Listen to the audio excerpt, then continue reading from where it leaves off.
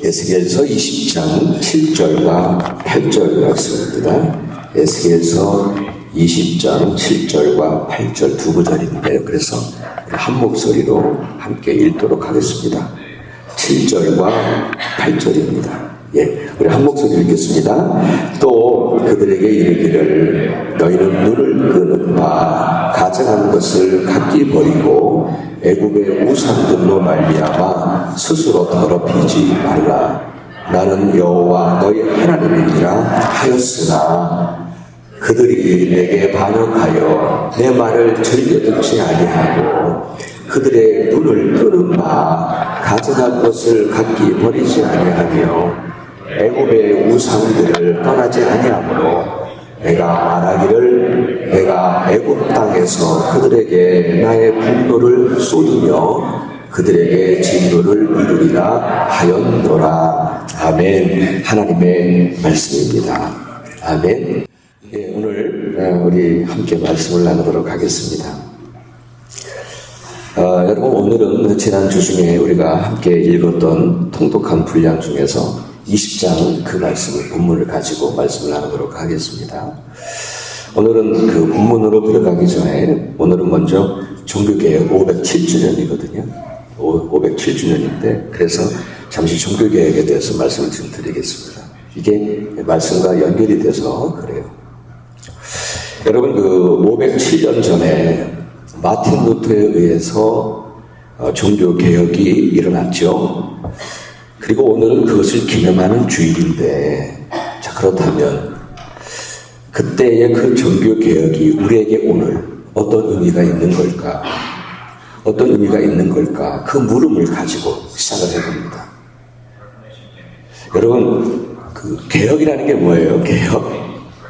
제가 위키 그 백과사전에서 찾아보니까 이렇게 정의하고 있더라고요. 개혁이란 어떤 변화를 이끌어가고 고쳐나가는 과정이다. 이제 그렇게 그 개혁을 설명하고 있더라고요. 그렇지만 여러분 생각해 보세요. 변화를 이끌어가고 고치기만 한다고 해서 그것을 개혁이라 할 수 있을까요? 물론 변화하고 고쳐나가는 과정도 매우 중요합니다만 저는 이런 생각을 했어요. 그보다 더 중요한 게 있다. 그보다 더 중요한 게 있다. 그것은 바로 그 변화가, 그 개혁이 올바른 방향으로 가고 있는가. 그게 더 중요하더라고요. 그게 더 중요해요. 만일 변화하는 그 변화의 방향이 잘못된 방향이라면 그것은 개혁이라 할 수 없지요. 오히려 퇴보고 오히려 타락이지요. 그렇죠? 여러분, 성경에 보면은요, 성경에 보면 마틴 루터의 종교개혁 이전에도 이 성경 속에는 종교개혁들이 나와요. 성경 속에서. 남유다 왕국에서 4번에 걸쳐서 종교개혁이 있었어요. 남유다의 3대 왕이었던 아사 왕 때 종교개혁이 있었고 8대 왕이었던 요아스 왕 때 종교개혁이 있었고 그리고 13대 왕이었던 히스기야 왕 때 종교개혁이 있었고 마지막에 16대 왕이었던 요시야 왕 때 종교개혁이 있었습니다. 이렇게 4차례에 걸쳐서 종교개혁이 있었습니다. 근데 이 중에서 마지막 요시야 왕 때의 종교개혁을 여러분께 좀 잠시 소개를 해드리고 싶어요. 요시야 왕의 종교개혁은 어떻게 그 시발점이 되었냐면 성전에 봉헌함이 있잖아요. 왜? 헌금을 이렇게 드릴 수 있는 성전을 이렇게 수리하는 데 필요한 헌금을 이렇게 드리는 그 봉헌함이 있는데 그 봉헌함 속에 오랫동안 방치되어 있었던 율법책을 발견하게 돼요. 그러니까 여러분, 그 시대에 그냥 신앙생활을 한다고는 했는데 말씀을 따라 신앙생활을 한 게 아니에요. 그냥 헌금함, 봉헌함 속에 그냥 방치되어 있었어요. 그 말씀이. 근데 요시야 왕 때에 그 율법책을 발견하고는 그리고 나서는 그 율법책을 따라서 종교개혁을 진행하는 겁니다. 우리가 지금 잘못 믿고 있구나. 우리가 지금 이 말씀에서 벗어난 삶을 살고 있구나. 그것을 깨닫고는 가슴을 치고 옷을 찢으며, 그래서 요시야 왕은 그 율법책대로 개혁을 진행합니다. 온갖 우상들을 다 부수고 불태워버렸습니다. 그리고 철저히 그 율법책을 따라서 진행했어요. 예, 종교개혁이요, 그것은 다른 것을 기준 삼으면 안 돼요. 하나님의 말씀을 따라 개혁해야 합니다. 그것이 종교개혁이에요. 그것이 성경에서 보여준 종교개혁이에요. 요시야 왕의 이러한 종교개혁에 대해서 성경은 다음과 같이 평가하고 있습니다. 열왕기하 23장 25절 말씀인데요. 우리 한 목소리를 읽어볼까요? 함께 하겠습니다. 시작. 요시야와 같이 마음을 다하며 뜻을 다하며 힘을 다하여 모세의 모든 율법을 따라 여호와께로 돌이킨 왕은 요시야 전에도 없었고 후에도 그 같은 자가 없었더라. 여러분, 우리는 이 구절에서 종교개혁이 어떤 방향으로 가야 하는지를 정확하게 말씀하고 계세요. 이 구절은 오늘 설교에서 매우 중요한 구절이니까 여러분 기억해 두시기를 바랍니다. 여러분, 이 구절에 따르면 요시야가 했던 종교개혁은 두 단계가 있었어요. 하나는 뭐냐면, 가장 중요한 건 뭐냐면 당연히 모세의 모든 율법을 따라 했다는 거예요. 그렇죠. 그게 첫 번째예요. 두 번째 단계는 그렇게 함으로써 백성들을 여호와께로 돌이킨 거예요. 그렇죠? 오늘날에도 교회의 개혁의 방향은 이와 같아야 합니다. 진정한 종교개혁, 교회개혁은 무엇보다도 하나님의 말씀을 따라 개혁이 이루어져야 합니다. 아멘. 이를 위해서 이 요시야 왕이 그랬듯이 하나님의 말씀에 대한 절대적 권위를 인정을 해야 합니다. 그렇지 않으면 교회가 자신들의 생각을 따라 혹은 세상의 사상과 이론을 따라 교회를 바꾸려고 하면서 그것을 개혁이라고 말한다는 거예요. 그것은 진정한 의미에서 개혁이 아닙니다. 오히려 그것은 변질이라고 볼 수 있는 거예요. 그것은 분명 옳지 않은 방향이라는 거예요. 맞습니까? 그거 옳지 않아요. 네. 여러분, 우리는 믿습니다. 하나님으로부터 나온 말씀만이 생명의 말씀이며 그 말씀만이 우리의 삶의 모든 기준이 됨을 믿습니다. 그리고 그 말씀을 따라 살 때에 하나님은 우리를 당신이 원하시는 바른 길로 우리를 인도해 주실 줄 믿습니다. 우리는 이것을 생명처럼 믿고 있는 거예요. 생명처럼 붙잡고 있어요. 그래서 교회가 말씀을 바꿔서는 안 돼요. 교회가 말씀을 바꿔서는 안 되고 말씀이 교회를 바꿔야 합니다. 확실하죠? 그것이 개혁의 올바른 방향입니다. 또한 하나님의 말씀을 따라서 백성들을 여호와께로 돌이키는 것,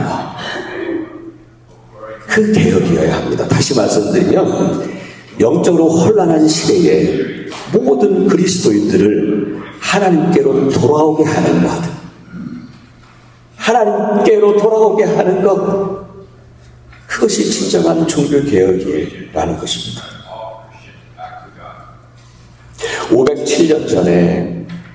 1517년에 마틴 루터에 의해서 시작된 종교개혁이 바로 이런 방향으로 이루어진 종교개혁이었다는 거예요.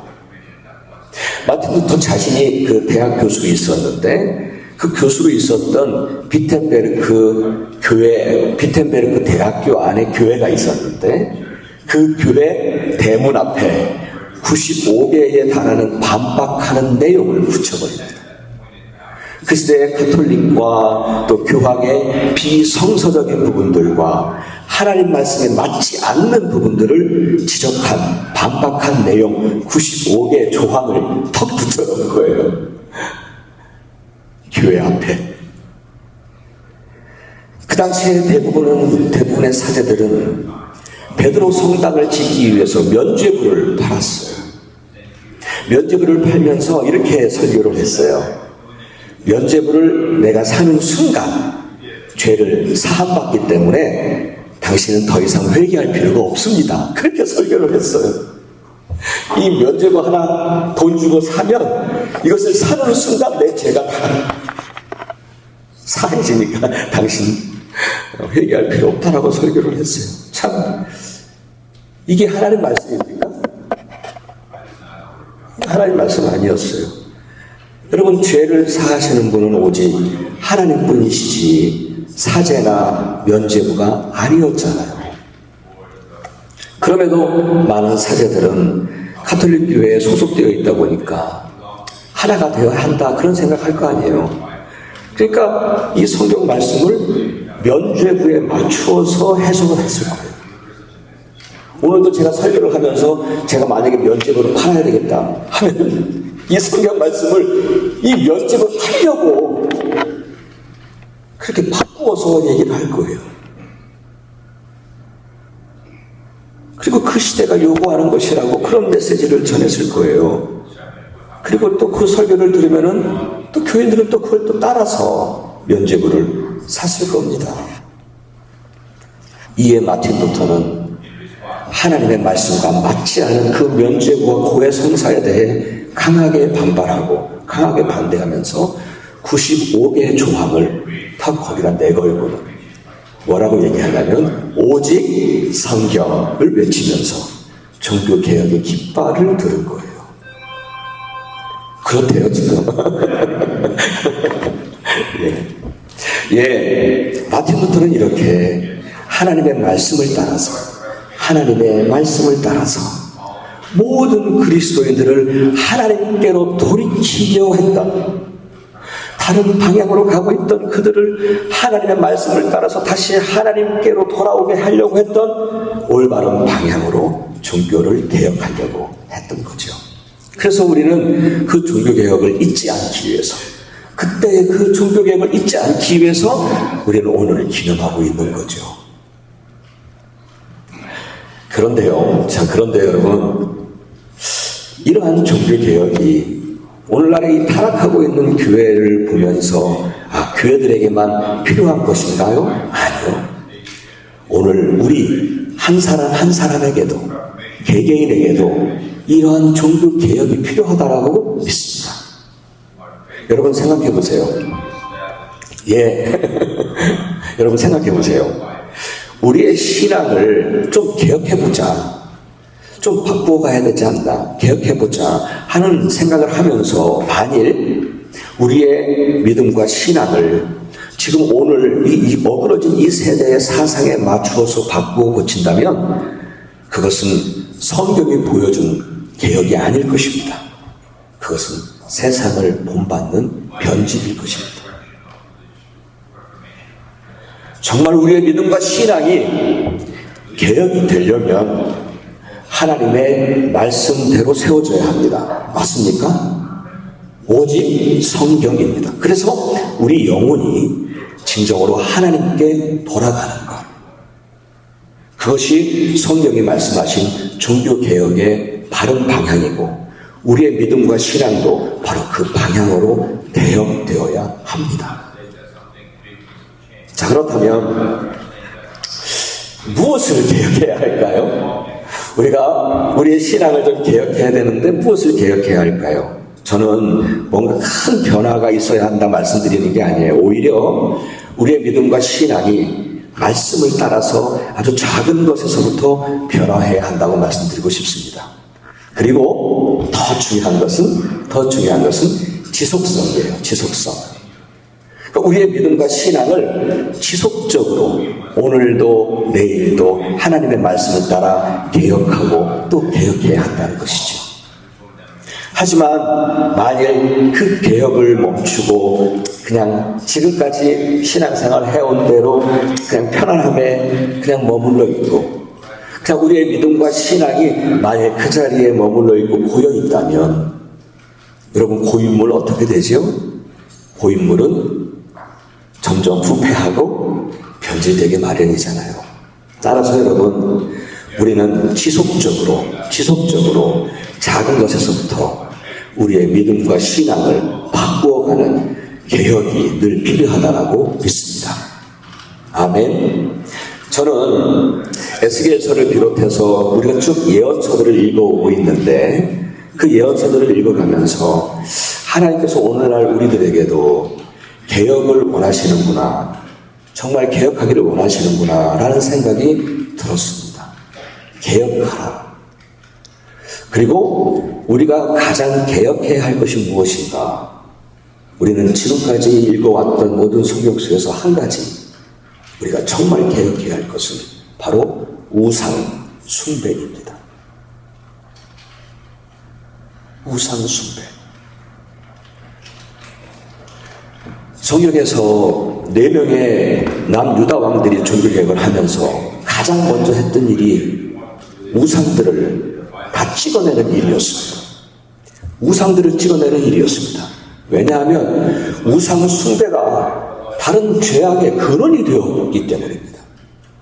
우상 숭배의 죄가 하나님을 배반한 것만이 아니라 우상 숭배의 죄악이 하나님을 두려워하지를 않으니까 그것이 사회의 악으로 이어지더라고요.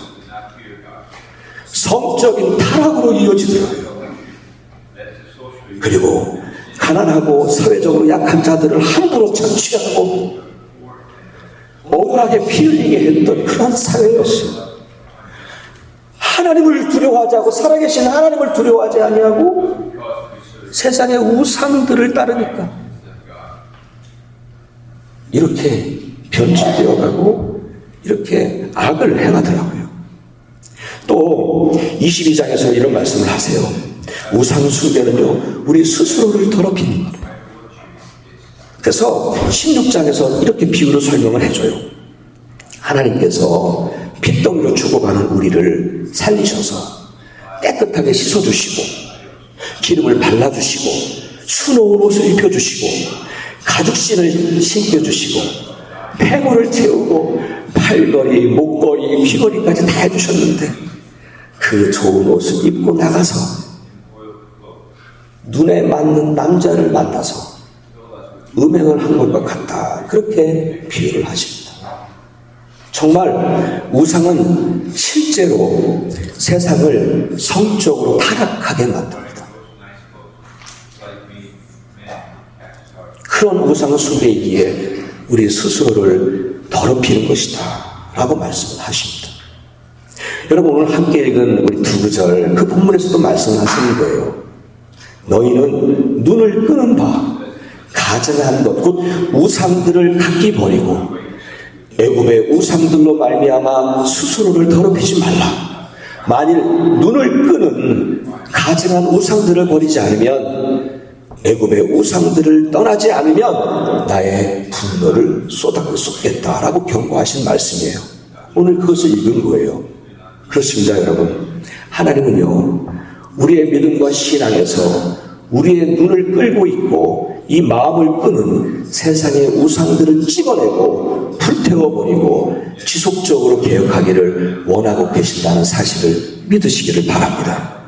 여러분, 오늘 7절과 8절에서 보시면은 개혁 개정 성경을 보시면은 우리가 함께 읽었지요. 동일하게 2번 반복하는 표현이 하나가 있어요. 그게 뭐냐면 눈을 끈다는 표현이에요. 눈을 끈다. 이것을 세번역에서는 뭐라고 표현하고 있냐면 눈을 팔게 한다라고 하는 말로 표현을 하더라고요. 번역하더라고요. 예, 눈을 파는 거예요. 눈이 팔린 거예요. 좀 더 이해가 편하게 되시죠?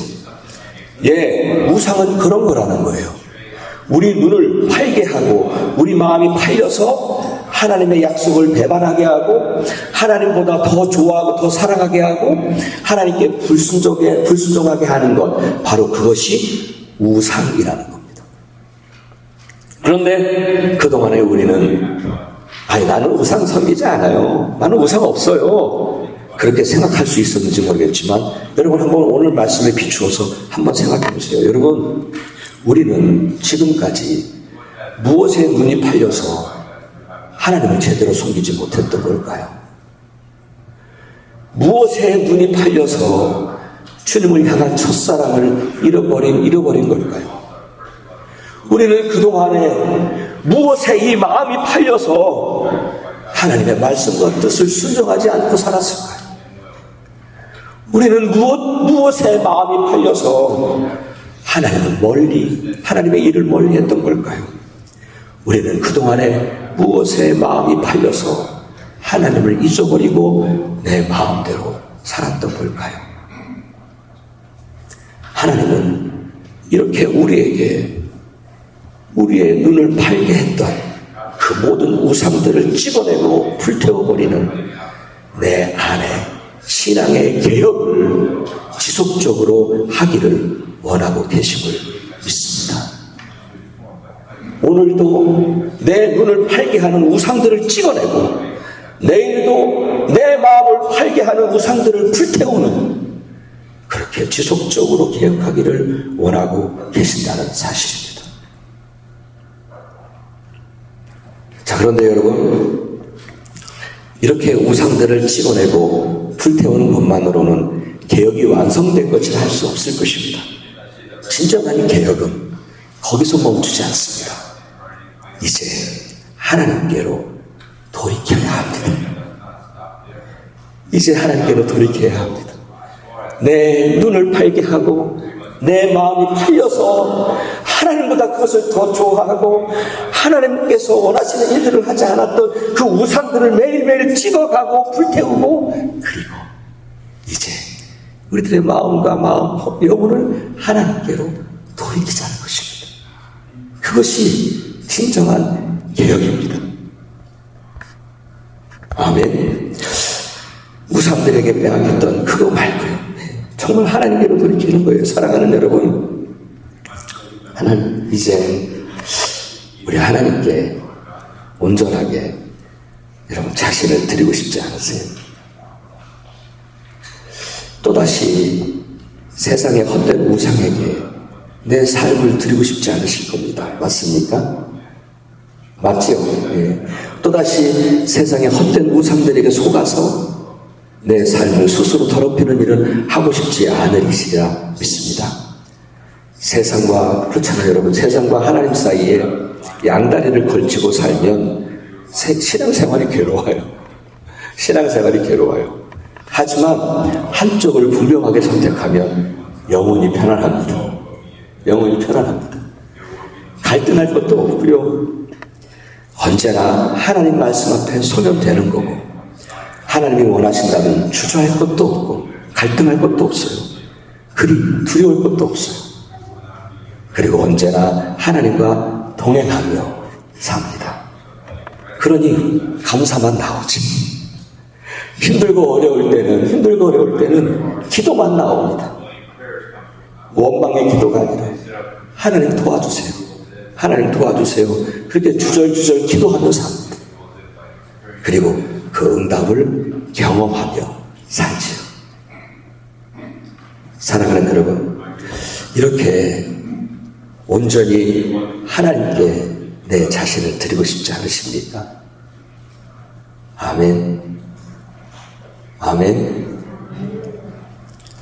다시는 내 눈이 팔려, 내 마음이 팔려 세상의 우상들에게 내 삶을 드리고 싶지 않습니다. 이제 온전히 하나님께 내 자신을 드리고 싶습니다. 그동안에 내 눈을 팔게 했던 내 마음을 팔렸던 우상들을 찍어내고, 그것이 사람이든 물질이든 다 찍어내버리고 온전히 하나님께 돌이키세요. 온전히 하나님께 돌이키세요. 오늘만이 아니라 매일매일 지속적으로 우상들을 찍어내고 또 찍어내고 하나님께 돌이키는 삶을 사시기를 간절히 바랍니다. 아멘. 그것이 오늘 우리에게 원하신 종교 개혁입니다. 아멘. 아멘. 끝났습니다. 오늘 개혁을 하고 개혁에 대해서 얘기하니까 다 긴장하신 것 같아요. 끝났어요. 예, 그래요. 정말 우리 매일매일 개혁해 나가야 돼요. 내 마음이 팔린, 또 내 눈이 팔린 그 우상들을 찍어내야 돼요. 매일매일 찍어내야 돼요. 그리고 내 마음과 영혼을 온전히 하나님께로 향하는 거죠. 그것이 주님이 원하시는 개혁입니다. 승리하십시오. 승리하십시오. 아멘, 아멘.